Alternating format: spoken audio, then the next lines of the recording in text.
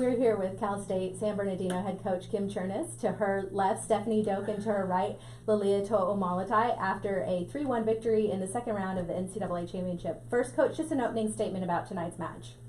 I can't really say enough about how much I respect Coach Green. I mean, he does such a great job with his team. We saw them early in the showcase, and the evolution of that team is amazing. And they weren't by no means an easy match then, but they have really dialed into all their strengths, and they do a really, really good job on their side of the net. So congratulations to them on a fantastic season.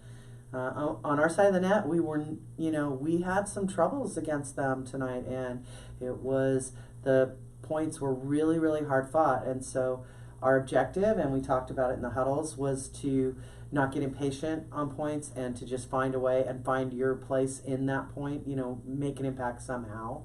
And even if it's an unusual way to score a point for us, stay involved and just see the point through to the finish. And so I am very, very proud of the girls for keeping their composure and finding a way to get it done and getting better as the match went on. That was a real key for us, to keep getting better. Obviously, after the first set, it seemed not that it was going to be a smooth match, but at least, you seemed to be in your rhythm. And then by the second set, it was like, what just happened here? Did they change something, or were you guys just We know better than that. Sometimes teams come out in the first match and they get rocked back on their heels a little bit because the speed of the game is pretty fast. We're pretty aggressive offensively. We can block some balls. And then they're over it by the time we get into the second set. And then they dial into what they do, and we see a little more true representation of what they can do. And so we're used to that by now, that's not gonna last. We'll take it when we can get it, but it's not gonna last. You all don't get out-blocked too frequently in a match, and tonight was one of those. What did you have to do out there, ladies, to kind of make some creative plays to switch that up a little? I feel like we just had to play smarter, just go over the open spots on the court and stuff. So, in the back, I'm talking to my hitters, letting them know it's open. So I'm, telling them to tip or something, go to the donut. So we just had to find the open space on the court so we wouldn't get blocked or... Yeah, leading off of what she said, just communication all the way around, from the service line, from the defensive line, from the offensive line. We're all literally talking to each other between every play, before plays, and just having that little bubble of communication between our team. We know how we talk to each other, and bringing that expectation every time, it just falls in our lap most of the time. And you mentioned that donut. When you guys did focus on the center of the court, it seemed to flow a little better. I presume that was the game plan? It was a place we could go if we were trying to create a little more chaos. We identified that. But the idea was to be in system as much as we could be. And we thought we could be successful in the middle, and both of our middles hit for a really high percentage. And that's a credit to our pin attackers for creating stress on their blockers so that the blockers can't pinch and help too much in the middle. So I thought our setters did a really good job to get those balls to them and have them be so successful in the middle. And that, in turn, opened things up a little bit for our pins. Tomorrow you'll be playing Azusa Pacific. Perhaps not the opponent you necessarily expected, but you guys got to watch a bit of their match today. What did you see, and how do you prepare for a team that maybe you're not as familiar with, but you still got to go play tomorrow?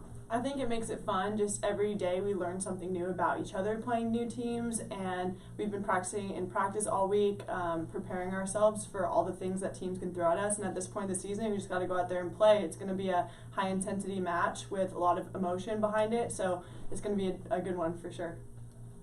And Leilia, last year it was a different opponent in a different gym. This year it's your gym, and I'm sure you're hoping to advance. What has that goal been? Obviously you're undefeated, but it's in a different realm now than just win a match, right?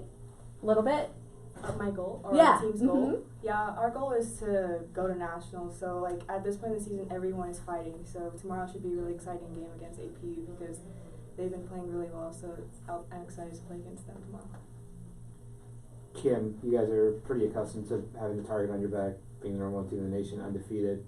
So is there anything different tomorrow playing the team on the hot streak that's upset a couple people, or do you just stay within yourselves and do what you've done all year? Just do our thing. You know, I told the girls today, it's tough to watch teams. You watch film of teams playing other teams, and you have no idea if that's what it's going to look like when their style of play meets your style of play.